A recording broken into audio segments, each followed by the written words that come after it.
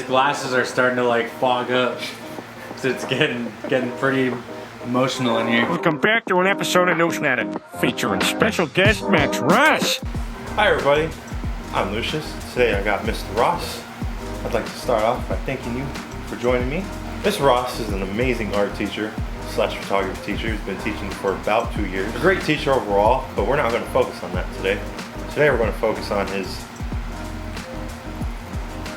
smart ass side and how amazing of a friend he can be, both in and outside of the classroom. You know what's funny, you guys?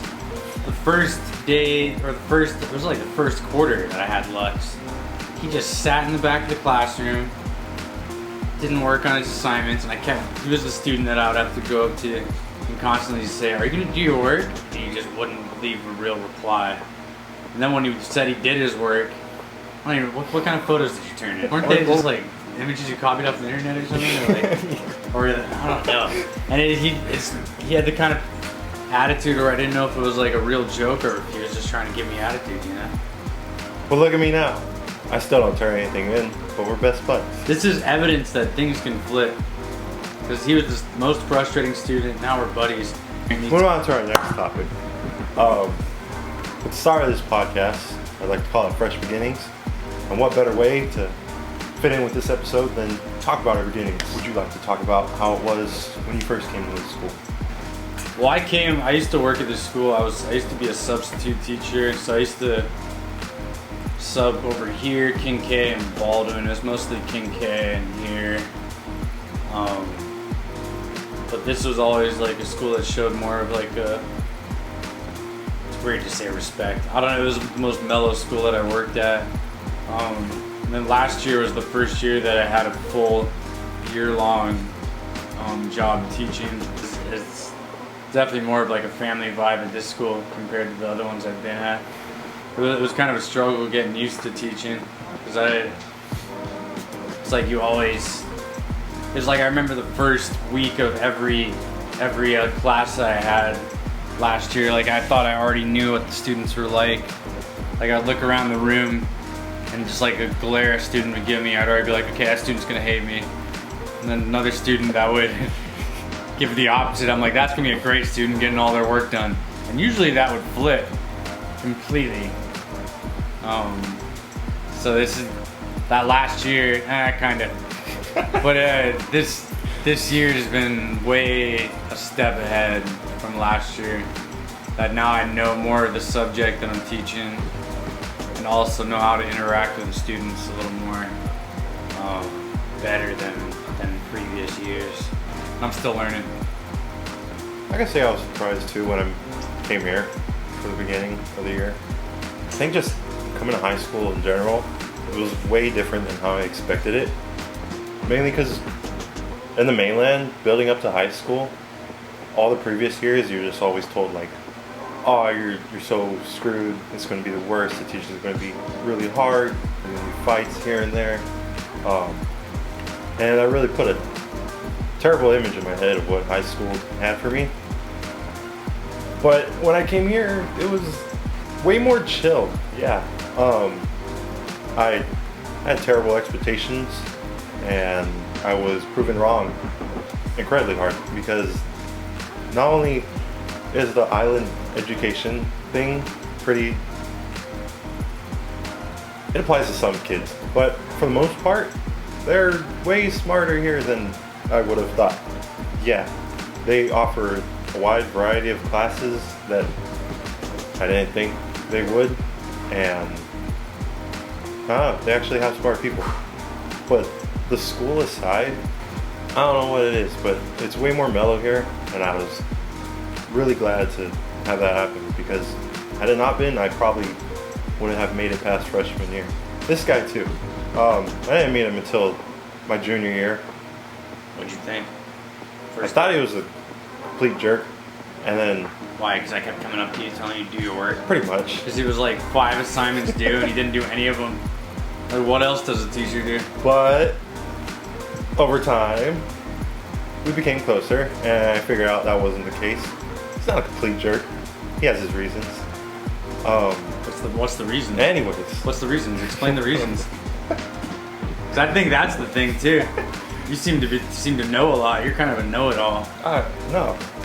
Me. Yeah, you are. Never. You are. Alright. Lux is a know-it-all if you haven't figured that out yet.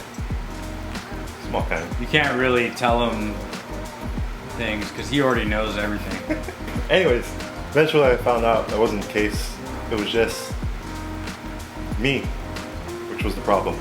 There we go. Amen. And that doesn't go just for me. You guys hear that? You heard that. Now you can remind him when he starts getting sassy and saying he knows already. It's not him. It's how the students perceive it. I can say this because from personal experience, I was in his photography class last year. And when I started, I kind of thought it was all BS. Mainly, it was because of my attitude that I had shifting into an in-person school year after the online stuff. But I didn't really feel like participating in it just because I thought taking pictures was stupid. No disrespect. But after putting just a little effort into it, I found out how much fun it is. I dig photography. I want to keep it as something I do growing up after high school. I love it as a hobby. I learned a lot from this class, and if I had not put just that itty bitty effort and tossed my grudge aside, I don't think that would have happened. What do you think is the most important thing about school? For me, the most important thing is probably the socializing. Because, take for example, people who would homeschool versus someone who goes in person. At homeschool, yeah, you could learn all the same things, but if you're at home all day, you're not getting that social interaction from 9 to 2, 8 to 2, 9 to 3, whatever. You're not getting that interaction between other students and other teachers that help you build bonds for later on in life.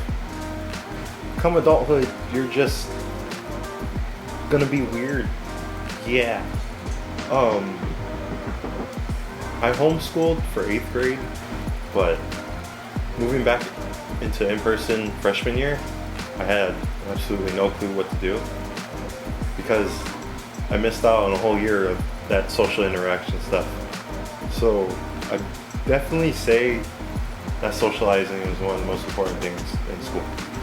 I think the most important thing about school is just learning how to get your work done, and instead of having those initial claims of what the subject's teaching you or what the point of everything is. It's getting the work done and realizing there's so much more you can get out of it. It's because it relates with a lot of things in life. Instead of like, it's basically saying try things before you like say you already know what it is. Because then you learn way more than you expect. And also just like straight up learning how to get stuff done. Like teaches you that many things are possible for your life than what you initially expect. There's a lot of students over here just already make excuses not to do their work, say it's my family life or this or that, and just make the excuse of like, no, I'm not gonna do my work, or like, I already know what I'm gonna do when I get out. I'm gonna work at this restaurant, or I'm gonna work here or there, and then years later, you're gonna look back and then wonder like, why did I do that? Like, I could have put time and effort and become this other thing or that, you know? I hate to say it, but in terms of getting stuff done, I think my generation is the worst. And that's because we do rely on excuses a lot. It's a big habit for the majority of us. Not me. Anymore. Yeah? But yeah, I don't know. I feel like social media has big influence on it for the most part. Well, My it's like, generation well, sucks. because you guys are so, like every student I see with a phone, I walk by and they're scrolling on TikTok. And then every once in a while you get that one video that says, you want to make $1 million, come do this. Or you'll just see TikTokers that are making money just by making weird TikToks that don't do anything with life, you know? I'm not saying all of TikTok and the reels and stuff is a bad thing, because you do get some good things out of it, but like, it's like so many people are trained to just sit there and stare at their phone all day, create like a fantasy in their head of what they're gonna be one day. And also like, throughout and after the COVID whole quarantine thing, like, got so used to getting the comfort from teachers saying things will be just fine, let me support you, instead of really getting what changed my life the most was those certain people in my life that were straight up honest, telling me I wasn't doing my work correct or that I'm wasting my time, because they were just straight up honest. I don't like the little comforting lies, like, you know, you'll get through this. It gets frustrating. Yeah, because that's showing people that don't really care. it's like it'll help comfort you for that moment, but in the long run, it doesn't affect you positively in any way. And that's why I don't like. I like honesty, whether it's brutal or not. I like people who are there to actually teach me something instead of just being like, oh, it's all right, and just. I think I told you about my teacher, Barbara Thomason, where first day I had her, it was for printmaking, and I remember other students were like, Barbara's pretty strict, man. Like, there were rumors around that. This was at Cal Poly Pomona. And I remember we did this assignment for printmaking, where the first assignment took us about 2 weeks, where we literally had the metal plate to sketch the thing in there. And with the table I was at, like me, a couple people, and then there was this one dude that just wouldn't keep his mouth shut. He was the cockiest guy in the classroom, and like kept talking about like his goals for the future and what he was gonna do. Like, he already knew everything, you know, and all he did was like a sketch of a Nike shoe on that print, and then he put them out. And then I remember our critique, and then we're going around the classroom, and she's giving advice for everybody, like, this has great composition, I like how you put this and that, but you need to fix this and this, that's not gonna work. And then we're to the next one, same kind of things.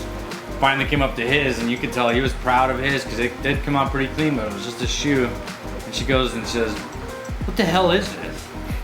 You're supposed to, like, you're just copying an image of a shoe and putting, and he cut her off and said something. I don't remember what he said, but she just looks at him with a stare, and is like, what are you saying to me? Did I say you could talk right now? And they just got in a fat argument. He walked out of the class, and we never saw him again. He dropped the class because he was on his high ground. Like, he wasn't gonna take stuff from people. He already knew everything. And I remember, like, I was in that moment of like, because I was happy it happened, because maybe that happened to somebody I didn't know, and I'd be like, yeah, she's a jerk, I'm not gonna listen to her. But it happened to this one guy that I already instantly was like tired of for weeks, having to listen to him this BS over and over and over again. So I was like, she's right, you know, yeah. So I'm like, I stuck with her, and she ended up becoming my senior project mentor. So when I was doing my senior project, I was working on stuff, and then right at that time is when my mom died. I remember the next week I went back, she died, and then I came back right after. Like, she died that weekend, and I came back, and I remember being on the phone, called up my brother, and I was just crying. And I was like, man, I think I'm gonna take a year off. Like it was the weirdest moment of my life. So I went over to her office, and I went to talk to her about it, and I was just sobbing in her room and telling her what happened, and told her, I think I'm gonna take a year off. And she's like, no, you're not gonna do that. You know, like, this is 2 days after my mom died, and she's telling me this, you know. And I was instantly felt like disrespected of like, are you serious? Like, my mom just died. And she's like, but she was straight up honest. She's like, you take a year off, that's gonna turn into 2 years, and those 2 years are gonna turn into 10 years. Like, you need to get to work. And she's also brought up, like, this is gonna teach you how to be strong in the real world, and like really how to realize what you're able to do in life, instead of using finding every excuse to not do something. And it completely changed my life. And like, I ended up spending a lot of time on those senior projects. Now that I look back on them, I'm like, I've learned a lot. I learned how to really paint. I learned how to really put patience into my work, and like the fact that I'm able to improve and like work through things. You know, like, haven't you had moments in your life where you're working on something and you think you just want to quit, but the next thing you know, you're done with it, and your whole mindset changes. It's just automatic muscle memory. It is, and it changed. It's funny because you'll have the perspective when you're starting and in the middle of it, where you're like, this is taking forever, or like it's not possible. But then you're done, and you're like, oh, that wasn't so hard. It's like with many things in life. It's those fears. There's like that quote from my buddy Bob. We always say, 95% of the things you worry about won't happen, and the other 5% won't even be that bad. That's the truth, you know. everything I've worried, like they've always been completely different than what I initially expected. Whether it's what I got from it or like how hard or how difficult it was.